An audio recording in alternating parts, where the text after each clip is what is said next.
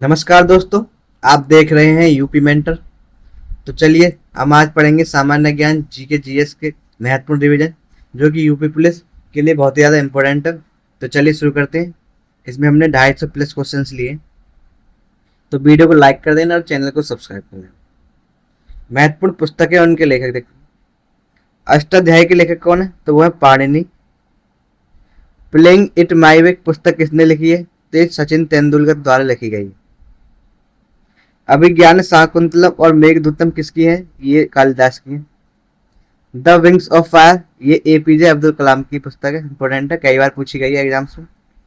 मुद्रा राक्षस किसकी रचना है? तो ये विशाख दत्त की रचना है। अकबरनामा किसने लिखी है? तो ये अबुल फजल द्वारा लिखी गई है। मृच्छकटिकम के लेखक तो वो है शूद्रक, इंपॉर्टेंट है, कई बार पूछी गई। हुमायूं नामा की रचयिता वो है गुलबदन बेगम। सत्यार्थ प्रकाश के रचयिता कौन है? तो वो है दयानंद सरस्वती। और आनंद मठ और वंदे मातरम ये लिखा है बंकिम चंद्र चटर्जी ने। डिस्कवरी ऑफ इंडिया तो ये जवाहरलाल नेहरू द्वारा लिखे गए। द एक्सीडेंटल प्राइम मिनिस्टर ये लिखी है संजय बारू के द्वारा। पोस्ट ऑफिस और गीतांजलि ये रविन्द्रनाथ टैगोर ने लिखी। फिर है गुलामगिरी नामक पुस्तक, तो ये लिखी है ज्योतिबा राव फूले ने। ठीक है, चलिए आगे देखते हैं। अब देखेंगे प्रमुख पुरस्कार और सम्मान। 70वां फिल्म फेयर 2025 में फिल्म फेयर अवार्ड सर्वश्रेष्ठ अभिनेत्री कौन रही है? आलिया भट्ट रही है। भारत रत्न देने की शुरुआत 1954 में हुई थी। एबेल पुरस्कार गणित के क्षेत्र में दिया जाता है। 25 में किसको दिया गया है? ये मासाकी काशीबारा को दिया गया है। प्रथम मरणोपरांत भारत रत्न तो ये जवाहरलाल नेहरू को दिया गया था। 59वां ज्ञानपीठ पुरस्कार 2025 ये विनोद कुमार शुक्ल को दिया गया। साहित्य नोबेल पाने वाले प्रथम एशियाई तो वो रविन्द्रनाथ टैगोर।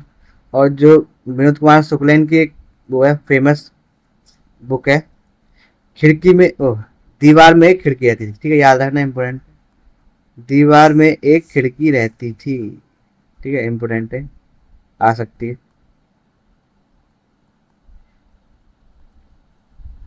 चलिए आगे देखते हैं।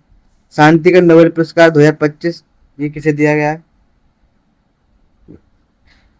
तो कमेंट करके जरूर बताना। चैंपियंस ऑफ द 2025 तो ये सुप्रिया साहू को दिया गया है। ठीक है।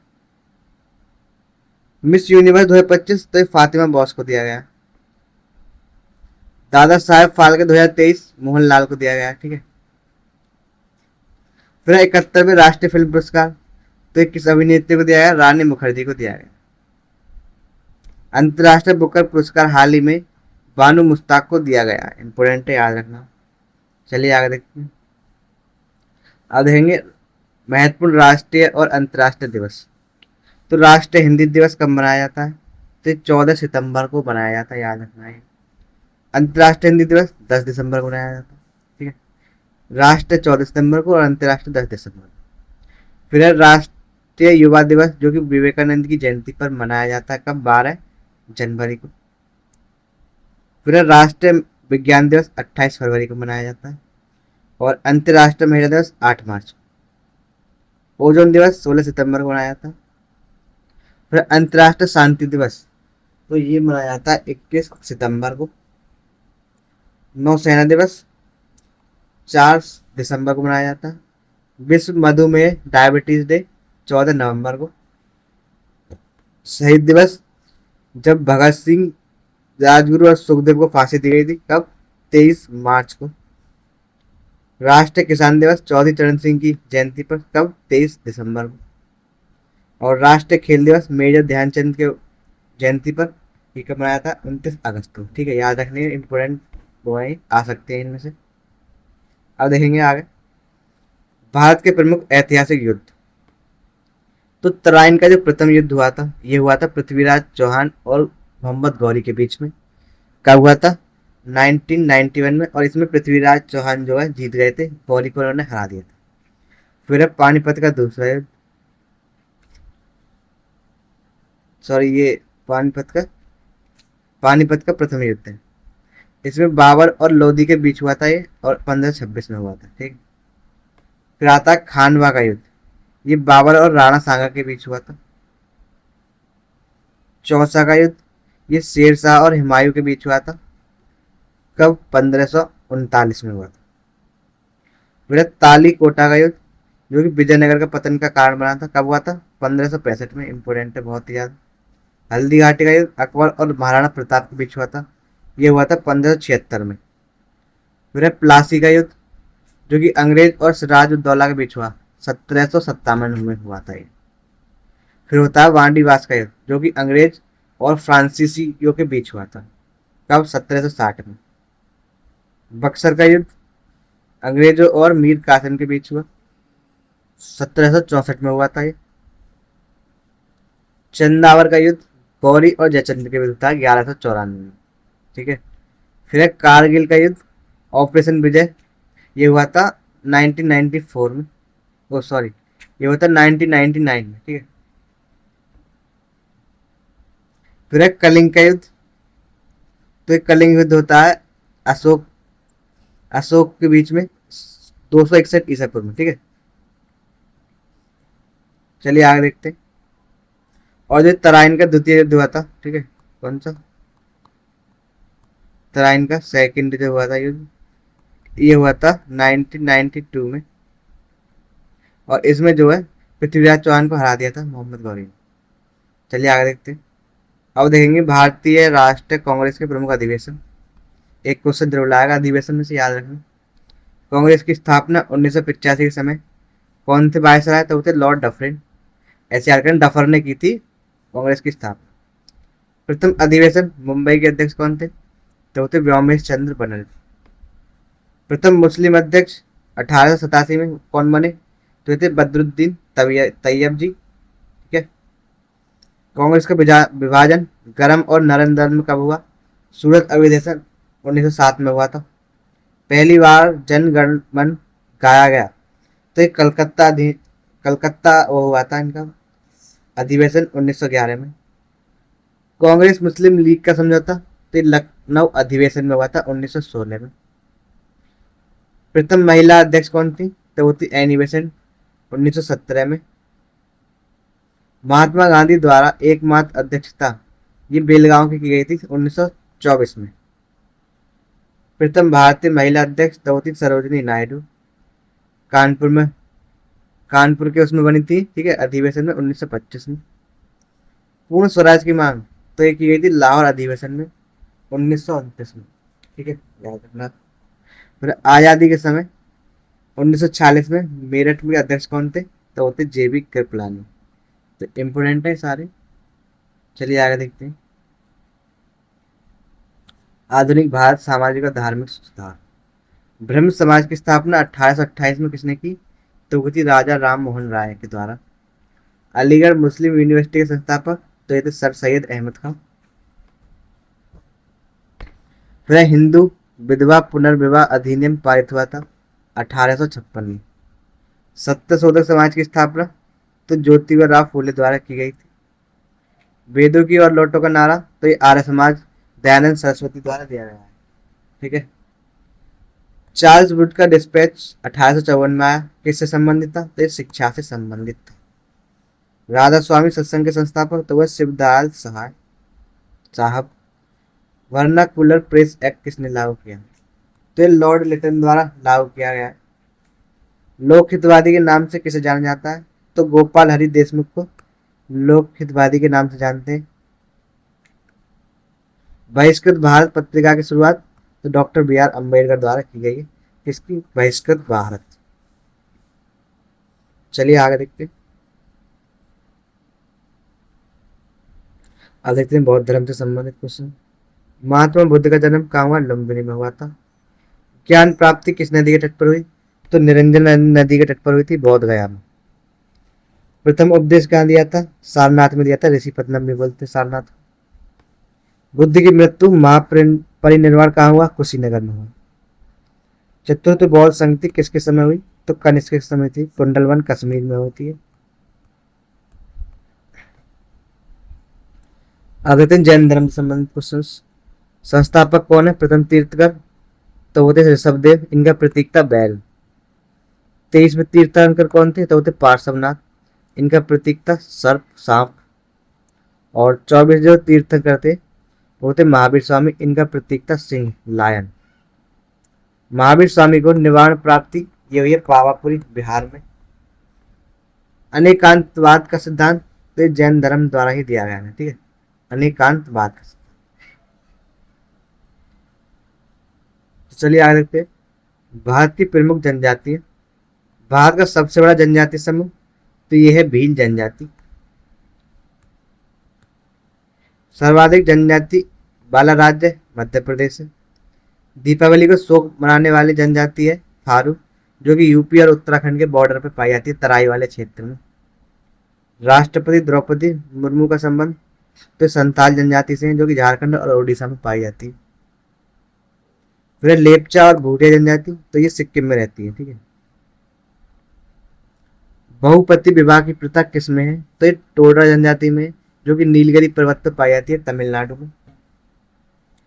अंडमान निकोबार की सबसे खूंखार जनजाति कौन सी है? तो ये जारवा जनजाति, ये बहुत ही ज्यादा खूंखार है, जो कि अंडमान निकोबार में रहती है। गारो, खासी और जैंतिया ये मेघालय में रहती है। कुकी जनजाति का संबंध तो ये मणिपुर से है। झूम कृषि करने वाली जनजाति तो यह खासी जनजाति, ये क्या करती है? झूम कृषि करती है, शिफ्टिंग फार्मिंग। इंपोर्टेंट है सारे। चलिए आगे देखते हैं। प्रमुख उत्सव और मेले देखेंगे। हॉर्नबिल फेस्टिवल तो ये नागालैंड में मनाया जाता है। फिर है हरेला उत्सव, कहाँ पर मनाया जाता है? उत्तराखंड में। उत्तराखंड हरा भरा है, ऐसे याद कर लें। चाप चार कूट तो ये मिजोरम में मनाया जाता है। तो जितने भी जो त्योहार है उनके पीछे कूट आता है, वो सारे मिजोरम में मनाए जाते हैं। जलीकट्टू का संबंध तमिलनाडु से। छठ पूजा मुख्य रूप से बिहार, झारखंड और यूपी में मनाई जाती है। फिर है बिट्ठूर गंगा महोत्सव, तो ये कानपुर में लगता है और उत्तर प्रदेश में। अम्बुबाची का मेला तो ये कामाख्या मंदिर असम में लगता है। फिर खिचड़ी उत्सव का संबंध तो ये गोरखपुर से, उत्तर प्रदेश। रथ यात्रा महोत्सव तो पूरी उड़ीसा में होता है रथ यात्रा महोत्सव। ओणम किस राज्य का वो है फेस्टिवल? तो ओणम कहाँ का है? ओणम है केरल का। इंपोर्टेंट है, मोस्ट इंपोर्टेंट। चलिए आगे बढ़ते हैं। अब देखेंगे शास्त्रीय नृत्य, शास्त्रीय और लोक नृत्य। तो भारत में कुल शास्त्रीय नृत्य की संख्या कितनी है? तो 8 है। क्षत्रिय शास्त्रीय नृत्य कहाँ का है? असम का। भरतनाट्यम का संबंध तमिलनाडु से। कथक शास्त्रीय नृत्य कहाँ का? उत्तर प्रदेश का। और मोहिनीअट्टम और कथकली ये दोनों केरल के। कुचिपुड़ी नृत्य किस राज्य का है? तो ये आंध्र प्रदेश का है। और बिहू लोक नृत्य हो जाएगा असम का। फिर लावणी पारंपरिक नृत्य महाराष्ट्र का। चरकुला ये उत्तर प्रदेश का है।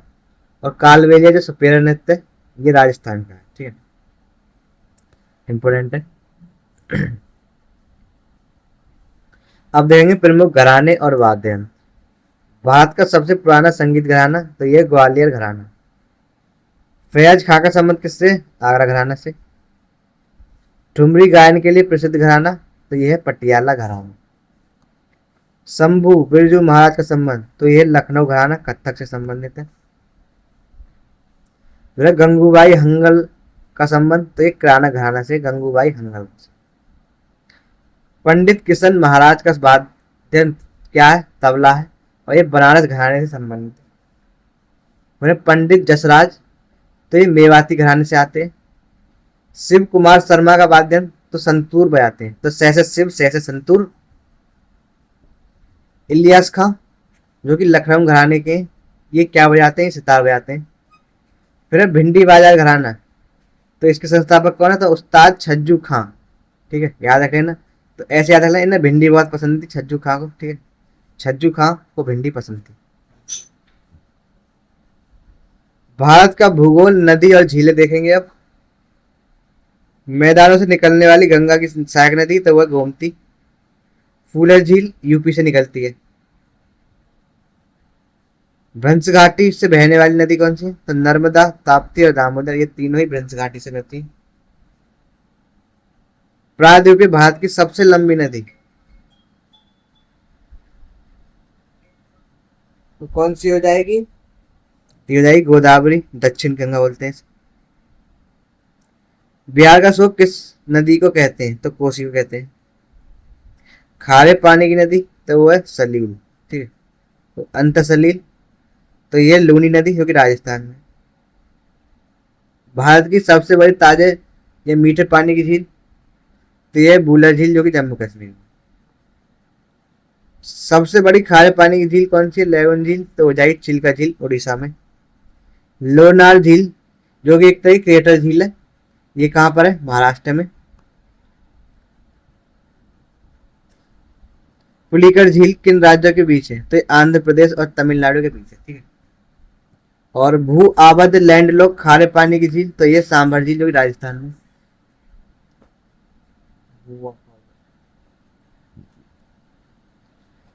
तो ये कमेंट में बताना लोनार झील जो है वो महाराष्ट्र के किस डिस्ट्रिक्ट में है, ठीक है। पूछा जाता है डिस्ट्रिक्ट भी। तो चलिए आगे देखते हैं। मिट्टियां और बहुउद्देश्य परियोजनाएं। काली मिट्टी के अन्य नाम बताएं? तो रेगुर या कपासी मिट्टी भी कहते हैं इसे। स्वतः जुताई वाली मिट्टी किसे कहते हैं? तो काली मिट्टी को ही स्वतः जुताई वाली मिट्टी कहते हैं। भारत में सबसे अधिक उपजाऊ मिट्टी तो यह है जलोढ़ मिट्टी, एलुवियल सॉइल। भारत का सबसे लंबा बांध तो ये है हीराकुंड बांध जो कि महानदी उड़ीसा पे है। टिहरी बांध किन नदियों के संगम पर है? तो भागीरथी और भीलांगना नदी के संगम पर है टिहरी बांध जो कि सबसे ऊंचा है भारत का। राजघाट और माता टीला बांध किस नदी पर है? तो ये बेतवा नदी पर है। कहाँ पर? उत्तर प्रदेश और मध्य प्रदेश। गंडक परियोजना किनकी संयुक्त परियोजना? तो उत्तर प्रदेश और बिहार की संयुक्त परियोजना है गंडक। तुलबुल परियोजना किस नदी पर है? तो ये झेलम नदी पर है। कहाँ? जम्मू कश्मीर। भारत का सबसे पुराना जल विद्युत केंद्र तो यह है शिव समुद्र कावेरी नदी पर। इंपोर्टेंट है। उत्तर पश्चिम भारत में सर्दियों में वर्षा का कारण तो होता पश्चिमी विक्षोभ के कारण। तो वैसे सारे ही इंपोर्टेंट है, याद रखने हैं आप। चलिए आगे देखते हैं। तो हमारे यहाँ पर 100 मोस्ट इम्पोर्टेंट क्वेश्चंस खत्म हो गए। तो वीडियो कैसी लगी कमेंट करके जरूर बताना और चैनल को सब्सक्राइब कर देना और वीडियो को लाइक कर देना। और अगर आप इसका पीडीएफ चाहते हो तो हमारे टेलीग्राम चैनल से जुड़ जाएं। बहुत बहुत धन्यवाद वीडियो को लास्ट तक देखने के लिए।